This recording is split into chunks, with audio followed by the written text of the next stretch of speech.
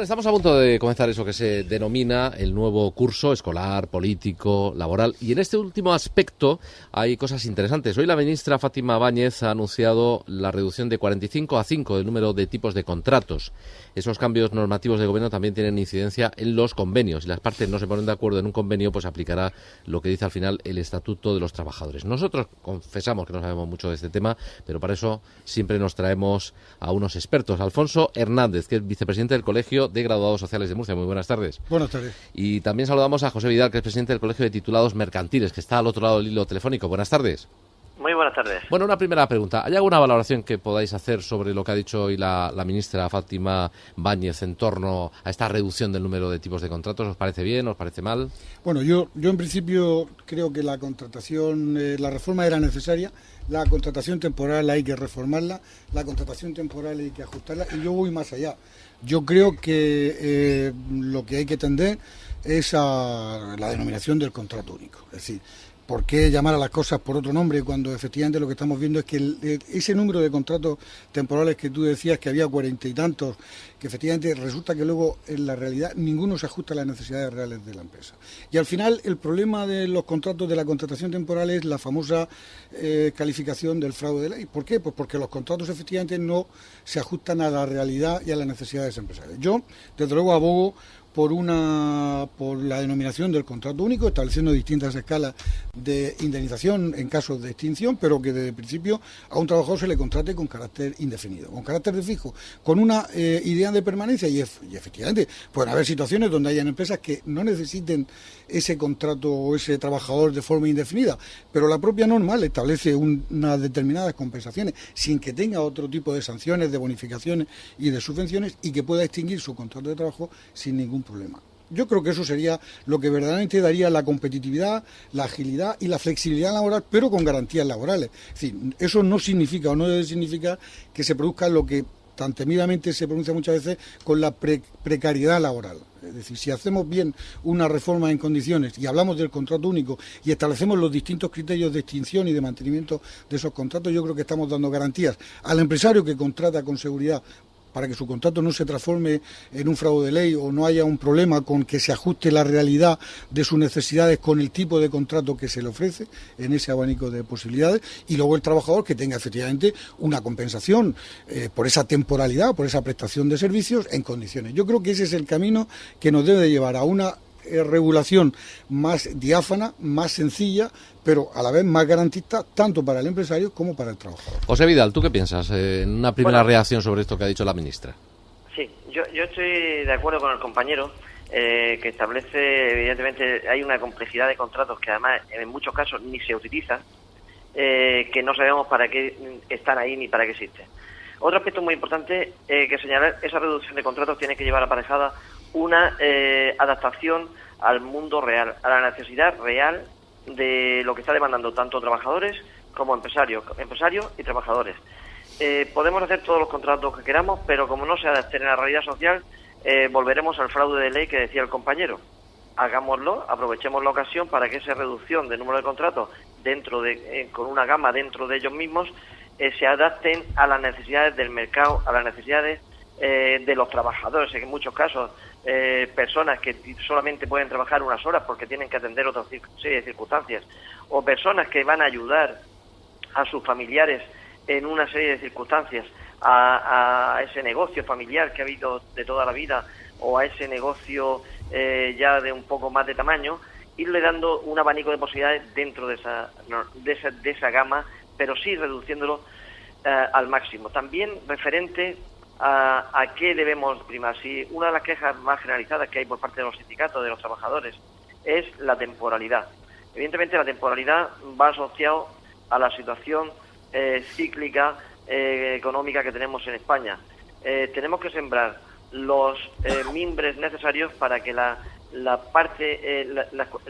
que es la economía regional y nacional tenga unos mínimos que puedan soportar un contrato fijo, un contrato indefinido, para que las personas tengan también la estabilidad necesaria para poder desarrollar su vida personal y familiar y organizar su gasto. Pero no solamente eso, estabilidad de los trabajadores para que la sociedad siga funcionando, porque ya se ha comprobado que en el momento que no hay trabajo estable, que en fin, la gente es despedida, pues no hay consumo, la economía se viene abajo. Pero es que estamos en un círculo cerrado, quiero decir, yo personalmente pienso que la tendencia de la última política, por denominarlo de alguna forma, que se ha estado estableciendo en este último año, pues yo creo que ha sido incluso contraproducente. Es decir, hemos estado reduciendo todo.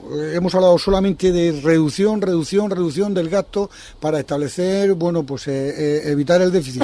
Pero lo que no nos estamos dando cuenta es que estamos tocando todos los sectores de la sociedad, administración, funcionarios, trabajadores en general y de los distintos sectores, que lo que estamos creando es una situación de incertidumbre que lo que hace, o la consecuencia inmediata que tiene, es la paralización del consumo. Es decir, vamos a ver, si yo tengo una expectativa o no tengo una expectativa clara de mi continuidad en mi puesto de trabajo, de poder seguir teniendo ingresos, pues efectivamente al final lo que hago es mantener una actitud conservadora y reducir el consumo. Claro, lo primero que haces es no comprarte un coche o una casa, claro. Por ejemplo, que es donde efectivamente la tabla o la estadística que más se utiliza a efectos de la situación de consumo y de crisis es la cuestión de los coches. Pues efectivamente lo que tengo que tender es, como no tengo una expectativa de vida laboral a medio o largo plazo, pues al final lo que estoy haciendo, lo poco que gane, que esa es otra de las cuestiones que podemos hablar sobre las retribuciones salariales, lo poco que gane no me lo gasto porque tengo un futuro muy incierto, con lo cual es una cuestión que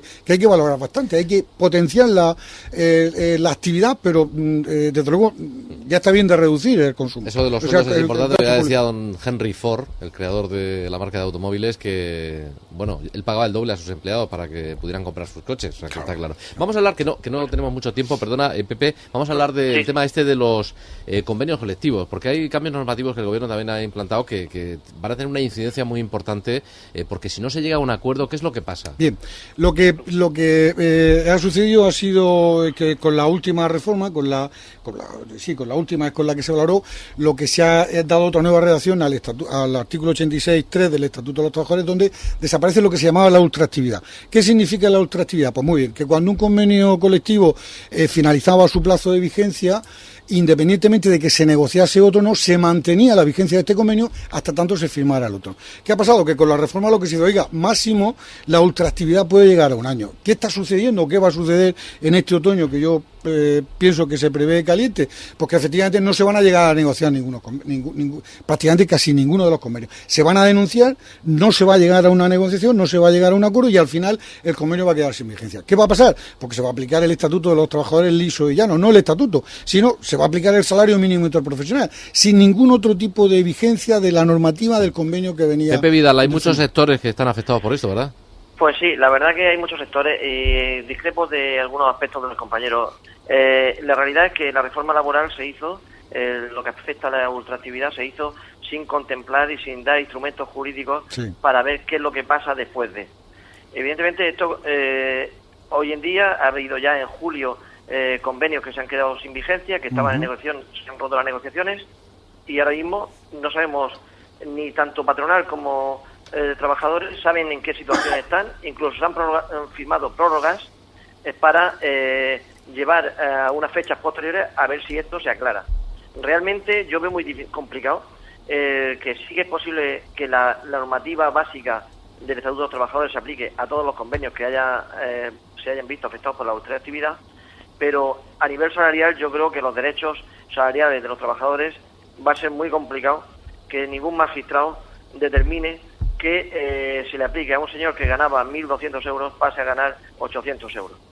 Va a ser muy complicado porque hay una serie de derechos y una serie de cosas que habrá que analizarlas y jurídicamente todos los jueces que he consultado tienen una gran duda en cómo aplicar la... Pero ahí es donde surge, Pepe, ahí es donde surge el conflicto. Es decir, vamos a ver, no hay una norma que regule esa cuestión. Yo personalmente pienso que cuando ese hecho se produzca, que se va a producir, porque hay que tener en cuenta que se va a producir, porque la actitud que se está teniendo ahora mismo desde la patronal es no negociar para que decaiga ese convenio y no haya regulación alguna, se va a producir esa reducción. Es cierto que yo personalmente creo que eso va a suponer, desde mi punto de vista, como mínimo una modificación de las condiciones de trabajo y acabará probablemente efectivamente en una conflictividad laboral. Acabará en una conflictividad porque cuando un empresario reduzca a su trabajador, no mantenga el sueldo, que ya sería una cuestión, aquello de virgencica que me quede como estoy, sino que reduzca y que aplique el salario mínimo interprofesional, porque no haya norma aplicable a esa actividad donde esté realizando el trabajo en las funciones, pues efectivamente va a generar mucha conflictividad judicial.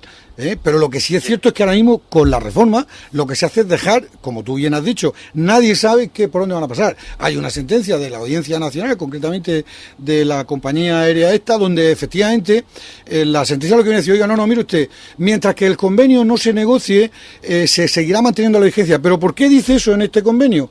Concretamente porque el convenio sí regulaba y decía, independientemente de la fecha en que se negocie el nuevo convenio, mientras que este no se firme por las partes, seguirá manteniéndose vigente. Pero ¿qué pasa, me pregunto yo, en aquellos convenios donde no venga regulado esa cláusula? Es decir, donde no se establezca que el convenio seguirá vigente hasta que se firme el nuevo convenio. Ese es donde va a surgir la conflictividad, y ahí es donde van a surgir. Va a haber conflictividad porque el que está cobrando 1.000 euros no va a pasar a cobrar 600. Claro, eso es salvo lógico. Que le paguen en negro, que este es otro tema que traemos otro día. Esa es otra historia. Pepe, 30 segundos, muy brevemente. ¿Algún apunte Dime. más?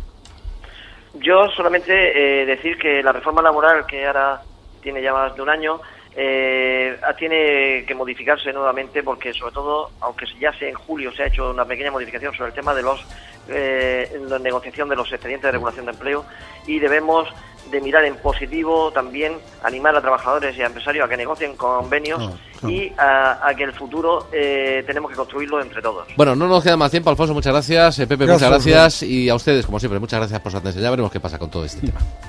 Gracias.